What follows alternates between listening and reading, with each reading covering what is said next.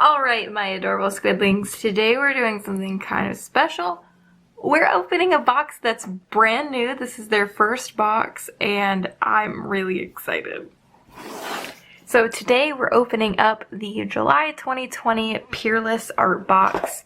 Peerless, if you don't know, are a watercolor company. They make the little watercolors on the paper. They're really cool, and I'll actually be making a video on them soon enough. But I'm really excited because they just launched an art subscription box, and I got a couple of them, so we're gonna see how they are. This is the very first one, so hopefully I like it because I've already bought a second one. But anyway, if you enjoyed this unboxing, please leave a comment down below and let me know if you'd be interested to see more of them, and thumbs up the video too. So yeah. Alright, without further ado, let's get into the box and find out what's inside.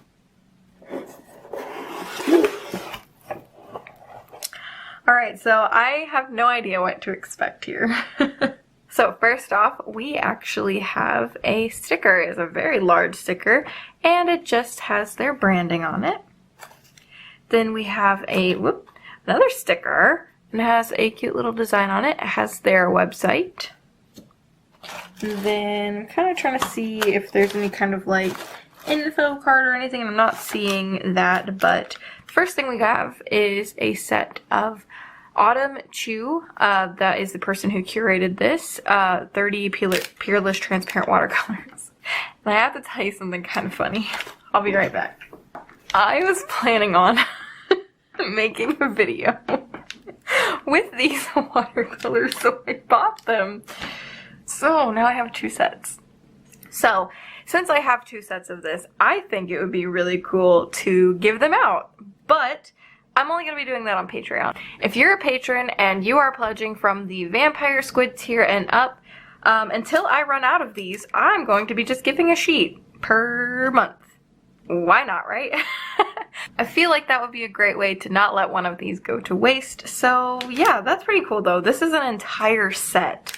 So you get 30 watercolors, which I think is pretty cool. Alright, now on to the rest of the video here. So we have, what is this? So it says, it has the branding, so it says Nicholson's Peerless Watercolor. Is this watercolor paper? This is like super handmade. I love it. Look at these gorgeous ripped edges, and can you see that texture? Yes, please. So there are 1, 2, 7, there are 8 sheets. That means there's 16 sides, I think. I don't know. Anyway, there are 8 sheets in here, and it's really thick, and that is honestly pretty cool. The next thing we have are some Niji water brushes. So you have 3 sizes here. We have a fine, a medium, and a flat. And yeah, they're just kind of like your standard, maybe, if I can get this off, your standard water brushes.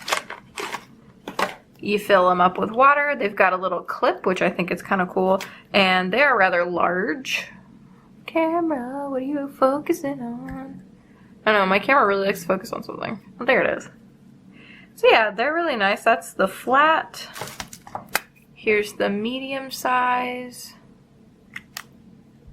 And then lastly, we have the fine size.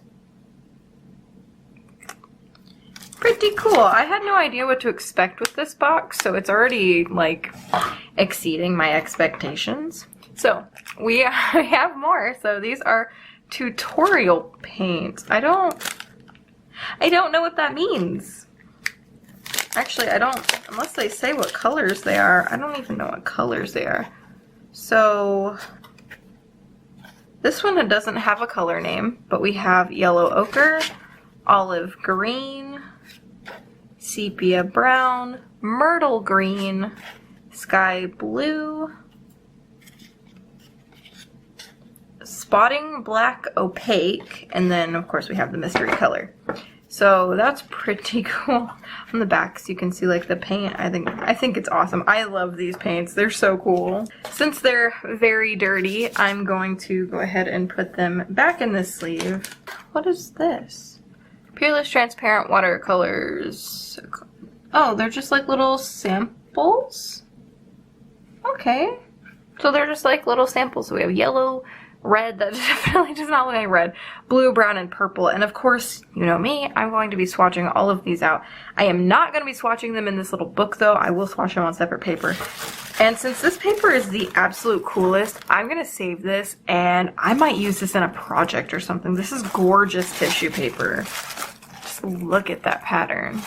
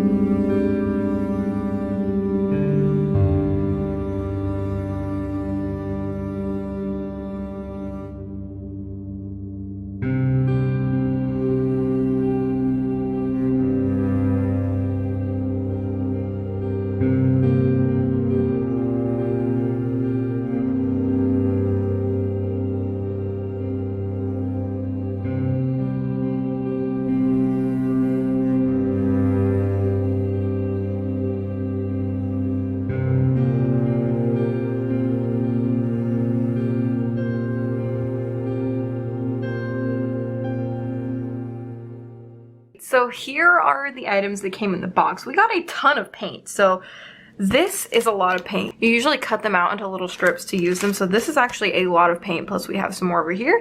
We have a 30 pack up here. We have a sketchbook that's handmade. Like, this is amazing. I am really glad that I got a second one to get for next time.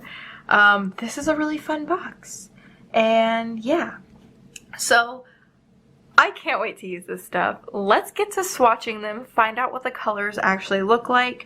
I do want to give a disclaimer that I'm pretty sure none of these watercolors are light fast. I believe they are all dye based, but that's okay because I use a lot of watercolor in sketchbooks. I don't usually display them, so it's just to keep in mind that if I ever want to sell any of these pieces, I can't, but that's totally fine. But I am just really, really excited. Yeah, honestly, you know what? I feel like this is supposed to be like old. Like old-timey. Like, I know they're a company that's been around for a while because this says a duplicate set of these colors will be mailed for 10 cents. Like, 10 cents? Really? I just feel like this is like supposed to be vintage and I kind of don't want to use it. I might do a little swatchy swatch, but I don't think I'm going to do anything else outside of that because these are gorgeous. Alright, so we're going to do a price breakdown in the next part of the video as much as I can because a lot of this stuff I don't think you can even buy. Some of it I think you can, but I don't think you can all of it. So anyway, let's get into the swatches and then we'll get into the illustration and have a good time. Alright, so here is the art that I'm going to be doing. I actually sketched this. I sketched this a long time ago. And I had done like a little daily series and I figured I would paint these kind of as I went. And I thought that these tutorial colors would go really well. Those are the only paints I'm going to be using. So from Indigo over here, so just this like earthy palette, I thought it would look really cool with this picture. I do think these are really cool, but this is a lot of colors and I don't want to try to use every color and mess something up. So I'm going to use these tutorial paints. I'm going to keep this, you may see it pop in and out of camera view. I just want to keep it in view so I can see what I'm painting with. So yeah, let's grab these colors out. And I think I'm gonna cut them a little bit so I can keep them manageable because these are really big sheets, and I'll be right back. Alright, so I've cut them and I'm actually going to splay them out over here in the order that I have them in my swatch book. I'm doing this because I don't want to have to constantly flip these over because they are pigment infused paper and your hands get really dirty when you mess with them. So I'm going to keep those over here I'm going to grab a water brush that's partially filled with water. I may have to fill it up later. I've got some paper towels next to me, and yeah, so I really don't know what I'm going for with this piece. I want it to be moody, and I think this tutorial set actually really works for this. So we're just gonna play around and hope that I can create something fun. I'm also gonna put my mixing palette a little bit off the screen, so if you see me mixing off screen, that's what I'm doing. So I'm going to start with the spotting black over here, and I actually want to get quite a bit of this. So I'm going to really lay down the water and try to pick up as much of this as possible, because I'm going to be doing the background in a lot of this. Plus, this will give me an idea about how much paper or paint to paper is in this. And then I'm going to be swatching on this side just to see the darkness of it, because I do have a lot of water in this mixing well. However, I'm not going to be using only black. I want to create an illusion of shininess. I want this star right here to be lit up, so I'm going to be using the sky blue color to make that really light. I'm trying to get really concentrated colors.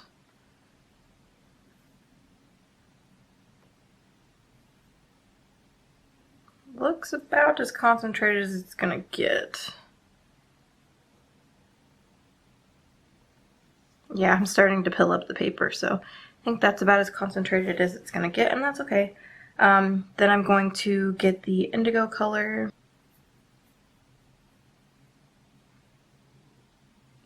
And I'm going to do the same thing because, again, I'm going to be using mostly the indigo and the spotting black.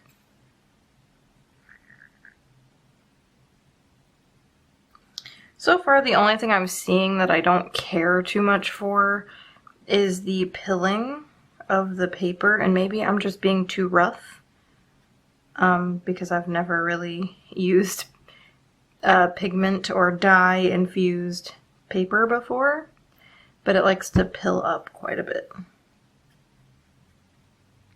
Another thing they say you can do is actually like soak this into some water and it'll do its thing, which I think is kind of cool, so we'll see. We might do that in a minute. Just trying to create colors right now. Actually, I might snip off a bit of this into my palette and just add some water, because I want it to be rather dark. And just let it soak in there. Same with this spotting black here. And see if that does anything. And then the last one that I want to go ahead and pre-mix, just because I know I'm going to be using a substantial amount of it, is going to be the sky blue. Except for this one, I'm actually just going to snip off a piece of this and let it soak in there. Okay, that was kind of cool. I don't know if you can see that, but it's just getting all pigmenty in there. Now, I do want to say something before I start. I'm going to be using the word pigment, but these are dye-based, so keep that in mind. But yeah, this is just going to infuse, and yeah. And then I can dilute it as necessary. So, I think, I don't know if I should just go ahead and, you know what, we're just going to dive in. We're going to do what I do best. And we're just going to dive in. So first, I want to get the character painted, and she is a dryad. So I'm going to be using some browns, and I'm going to be mixing, again, off camera, I'm sorry. I'm going to be mixing the yellow ochre and the sepia color to get a little bit more of a foresty. I might even mix a little bit of green in there. Yeah, I think I am. Which green? I'll do the myrtle green because it's darker. But I'm just trying to get like a brownish color.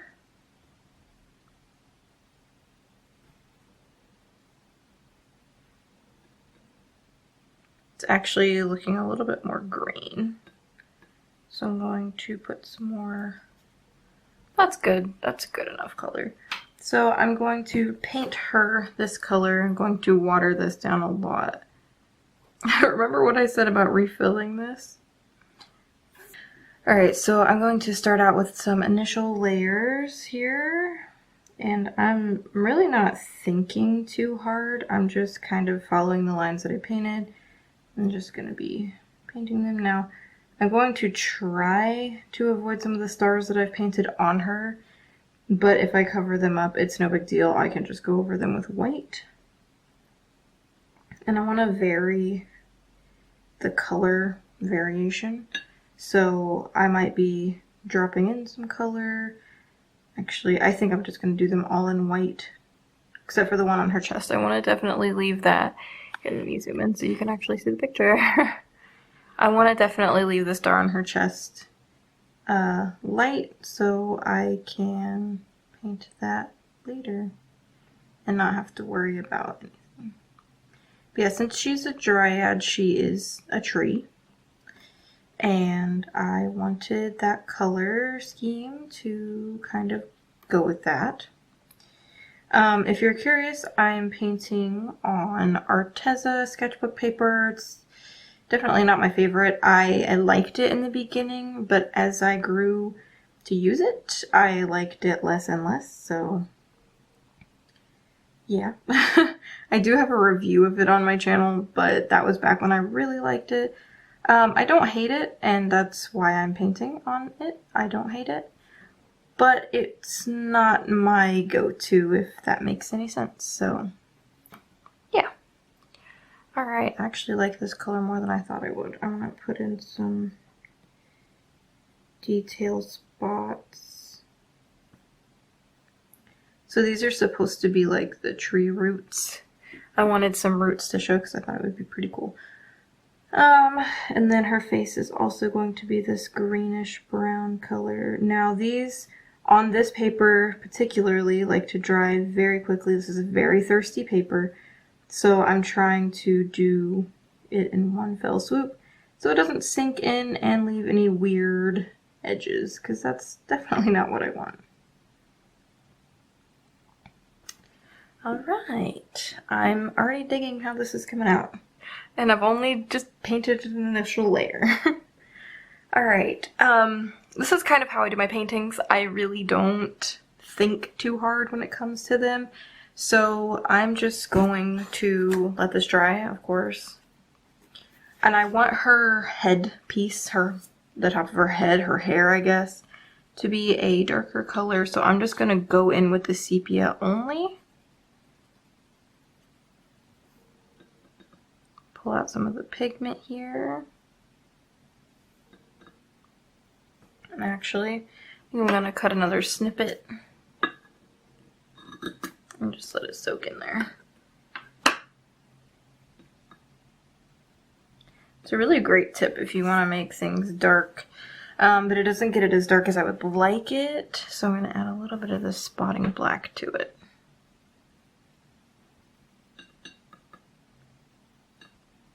And that should be plenty dark, yeah.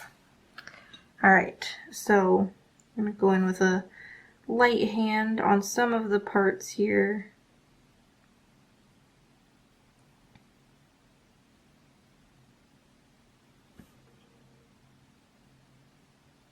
Gotta wait for some of the pigment to be dropped off of it before I go into the really thin parts, because I had like a little bead of water at the end and I definitely didn't want that to be the thin branches, so.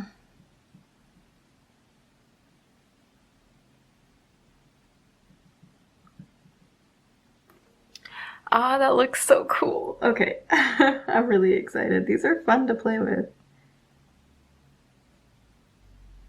Definitely didn't wait for her skin to dry, but that's okay. I don't mind the little runs. I think they're kind of cool. Runs, bleeds, I'm not really even sure what they're called, but I don't mind them, so I think they're cool. Alright, now we're gonna let that dry. And then I'm gonna go in with this really light mix here, and I just want to make a big ol' circle because I want this to be lit up right here. And then I'm going to pretty much immediately try to mix it here with the indigo and see if I can't get that to work in my favor. I don't want it to mix too much, but if it does, that's no big deal. Maybe I can blot some out really quick. They blot out pretty nicely, actually. I'm pleasantly surprised.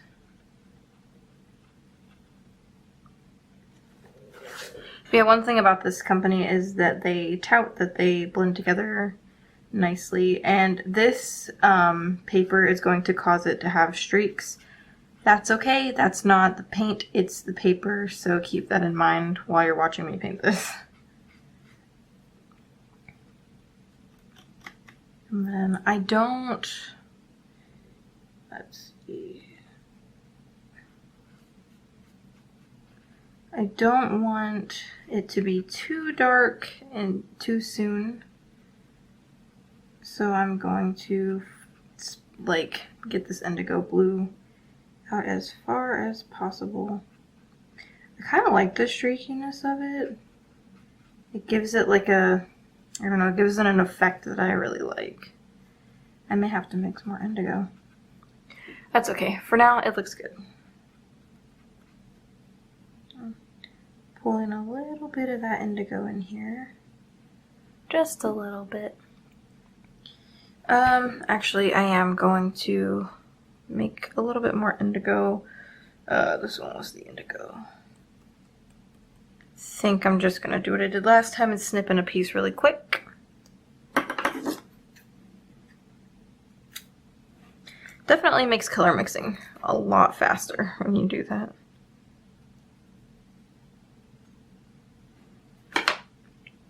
And then I'm going to get some of these colors wet, and I'm going to start bringing in this black that I mixed. And I put way too much there. Alright, there we go. That doesn't look too bad. And the nice thing is these are ultra transparent, so like you don't have to worry about muddy colors or anything. And I'm just gonna kind of mix that in. I actually think I might mix it into the indigo because I don't want it to be this stark black color. I want it to be a little blue, if that makes sense.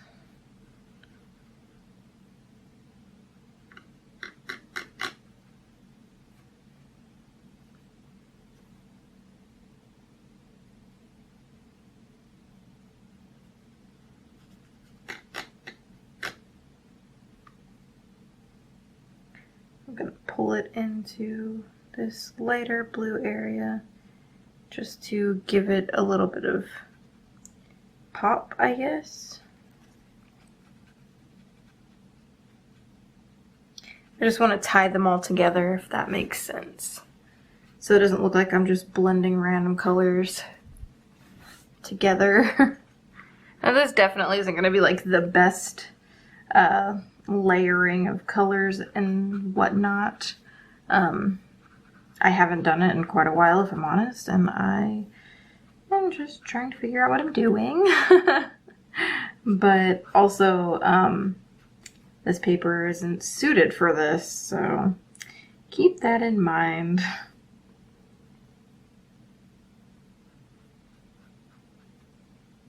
And then in the very back here, I'm just kind of dropping in the different blues and blacks.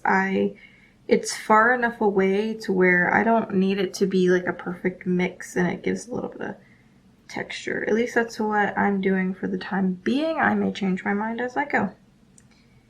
I do that a lot. Change my mind. Nothing wrong with that though. And keep in mind, this is the first layer of this painting. I'm gonna at least do another one. And hopefully it'll get some other stuff like rendered out and all that fun stuff. So, alright. So there's some of it. I'm gonna drop in some of this blue. It's the sky blue. It's a little lighter, but I want to drop it in just to give some texture. Trying to bend this back because the paper's warping, as I kind of figured it would.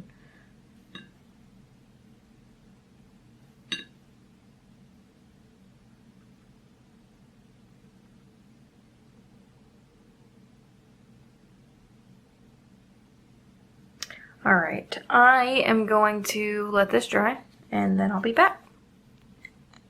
All right, so I'm back, it's dry, and I'm noticing that the paper is doing something really strange to these paints.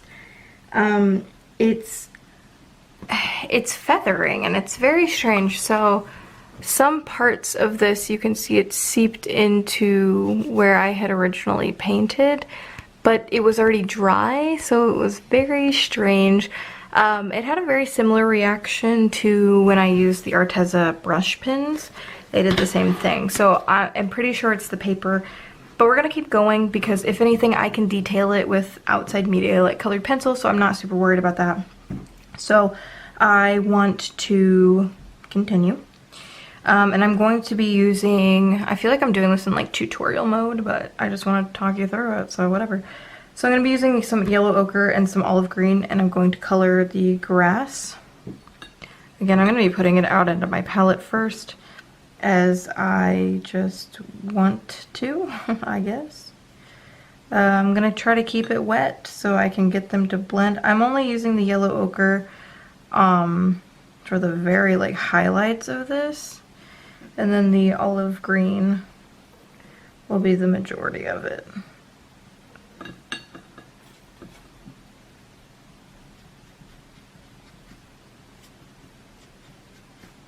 And I'm just painting this really loosely. I want it to blend together and just be all fun and blendy. And I'll probably drop in some earthier colors just to get them to meld a little bit, because right now this definitely doesn't look like it belongs in the same scene.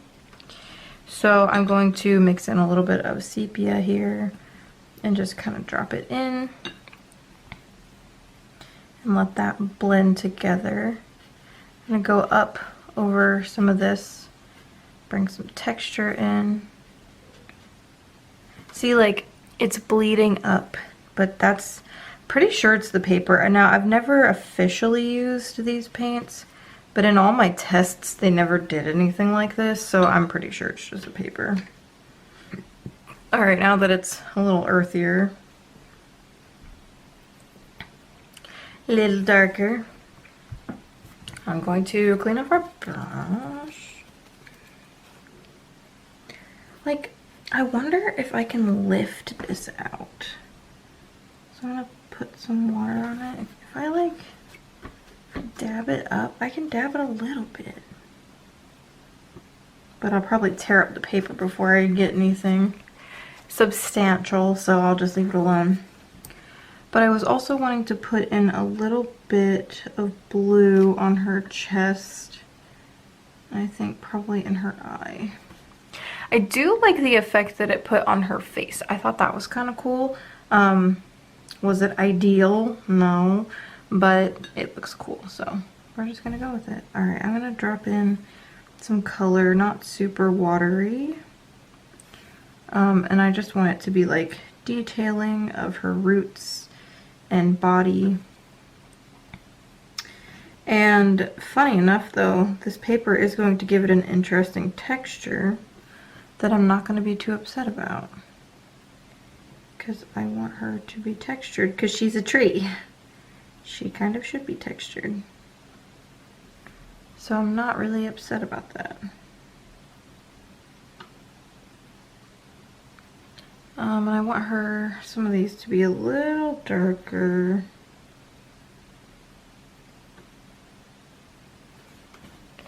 Yeah, this painting is definitely not going to be perfect, but that's okay. I'm going to throw in some green leaves over this background and hope it doesn't mess anything up.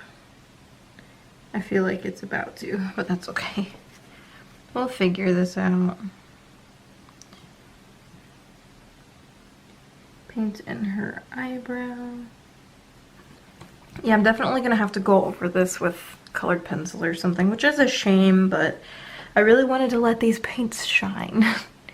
But, I mean, you can only do so much, right? Alright, so I am going to try to throw in a little bit more sepia here because I want it to be a little bit more textured and not so blendy. Did I use all the sepia already? I did not, okay. But this isn't fully dry, so I'm gonna dry it and then come back. Alright, so the sad part about this is I'm already somehow pilling up this paper.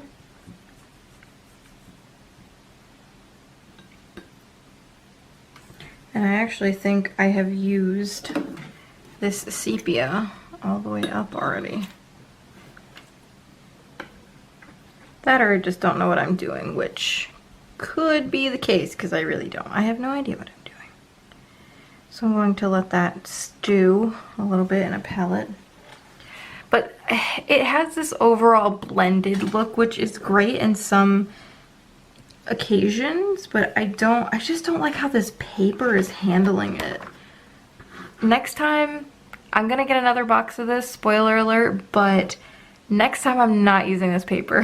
I only did it because I had a sketch already ready, so I kind of feel bad about that. But anyway, I'm going to try to throw in some darker areas here.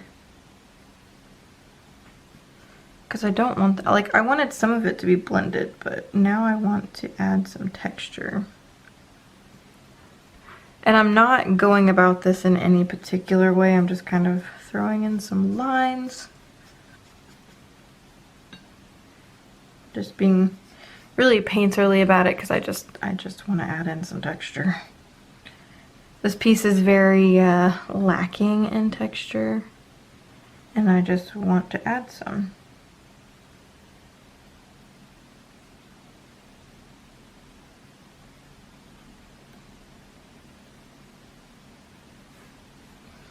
Alright, so I think that's about all I'm going to be able to do right now. I'm going to have to come back with like colored pencil or something to deepen it up, but I don't think I'm going to do that in real time. I think it'll take a little bit too long. So I will either film it and have it as a speed paint and talk over it, or I'll just show you the final piece. I'm not really sure yet, but yeah, these paints are great, just this paper is not. So that was my big thing. I should have done more extensive testing before jumping into a piece, but I like jumping into pieces. So anyway, I'm gonna grab my colored pencils and I'm gonna finish this up. One thing I had actually forgotten to do in the earlier part of this video, and I'm kind of glad I decided to do a speed paint portion because I forgot to do this, was the box monetary breakdown. Now, a lot of these products, actually I think all of them, are pretty much exclusive to the Peerless watercolor site, so I am getting my prices directly from them. So the water brushes have a retail value of $7.50. The watercolor set by Autumn Chew has a retail of $25. The 7 tutorial colors are $2 a sheet, which puts them at $14 total. And then actually, I don't know the price of the sketchbook because it is a handmade sketchbook. So even without the sketchbook price, the retail value before that is $46.50, which I think is really cool. The sketchbook is really high quality paper, so it's probably even higher than that. It's at least a $50 value for a box, and I thought that's really cool because I only paid $40. With shipping it was $43, so this box is definitely cool, especially if you like watercolor. I feel like this will be a box to keep getting. I'm going to get 3 of them, so you saw my first one, and I'm getting a couple more, and then after the 3rd one we'll see where we're at. Again, it is a pricey box and I'm not made of money, so yeah, but let me know what you think of this. This paper definitely was not made for these watercolors, so next time I'm actually going to be painting, maybe even in the sketchbook they provided. So I hope you look forward to the next one, and yeah, Also, I feel like the colored pencils really brought this piece together.